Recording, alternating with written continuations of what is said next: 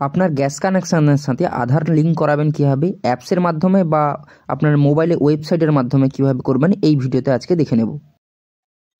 mylpg.in এই ওয়েবসাইটে আসুন। এখানে আসার পর click here to know your LPG ID, এইখানে যে লেখা আছে না, এই যে এটা লেখা আছে, এইখানে এসে আপনাকে ক্লিক করতে হবে।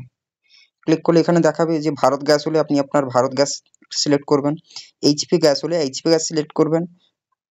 ঠিক আছে, তো আমার এইচপি গ্যাস, তো আমি এখানে ক্লিক করলাম, এইচপি গ্যাসে ক্লিক করলাম। দেখুন মাই এইচপি গ্যাস .in খুলে যাচ্ছে এইখানে।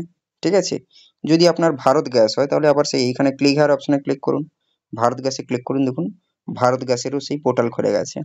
তো আমি বর্তমানে এক্ষুনি এইচপি গ্যাসটা করে দেখাচ্ছি। ঠিক আছে, এইচপি গ্যাসে ক্লিক করুন। দেখুন এইচপি গ্যাসের পোর্টাল। এইখানে আসার পর এখানে দেখুন নিউ ইউজার অপশানে ক্লিক করবেন। যদি আপনি নিউ ইউজার হয়ে থাকেন, মানে আপনার কাস্টমার আইডি কিংবা অন্যান্য কোনো ডিটেলস যদি না জেনে থাকেন, তাহলে নিউ ইউজার এখানে ক্লিক করবেন।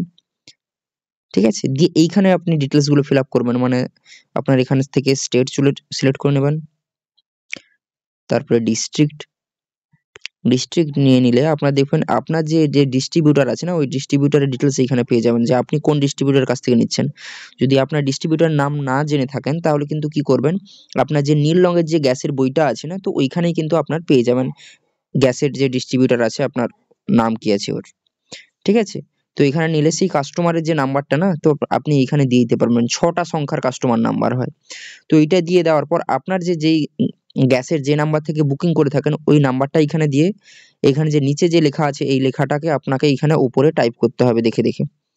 যেরকম আমি ধরো এখানে YH এরকম করে যে এই লেখাটা না, এটাকে আপনাকে দেখে প্রসিড অপশনে ক্লিক করলে আপনার কিন্তু পোর্টালটা ওপেন হয়ে যাবে। পাশেই দেখতে পাবেন, দেখুন আধার অথরাইজেশন বলে একটা অপশন আছে। তো এইখানে ক্লিক করবেন, এর উপর টিক চিহ্ন করবেন। দেখুন আপনার অলরেডি আগে থেকে আধার নাম্বার যেটা দেওয়া ছিল ওটা দেওয়া থাকবে। তো আপনি এখানে ক্যাপচাটা ফিল আপ করবেন।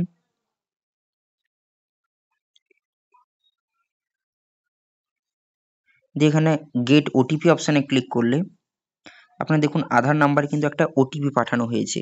সেই ওটিপিটা নিচে দিতে হবে, উপরে আরেকবার ক্যাপচাটা আপনাকে লিখতে হবে।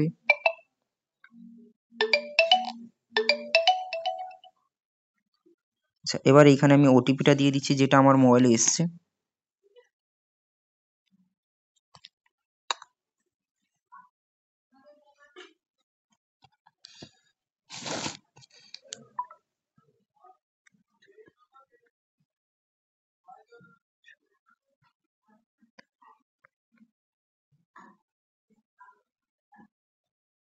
দেখুন এবার আমার অথরাইজেশন কিন্তু সাকসেসফুলি হয়ে গেছে। ঠিক আছে, এবার আমি যখনই এবার আধার অথরাইজেশনে আবার আসবো, কিন্তু আমার এখানে দেখুন ইওর KYC অলরেডি কমপ্লিট দেখাচ্ছে, মানে আপনার এটা কমপ্লিট হয়ে গেছে, আপনাকে আর কিছু করতে হবে না। ধন্যবাদ ভিডিওটি ভালো লেগে থাকলে, আর যাদের দরকার তাদের সাথে নিশ্চয়ই এই ভিডিওটি শেয়ার করুন। Thank you. মোবাইল অ্যাপস থেকে যদি আপনি এখানে KYC করতে চান তো তাহলে এখানে আপনি এই মোবাইল অ্যাপসটি ডাউনলোড করে নেবেন। ঠিক আছে, এইচপি, ঠিক আছে, এইচপি পে বলে যে এই যে অ্যাপসটা আছে এখানে আসবেন, এখানে এলপিজি অপশানে ক্লিক করবেন।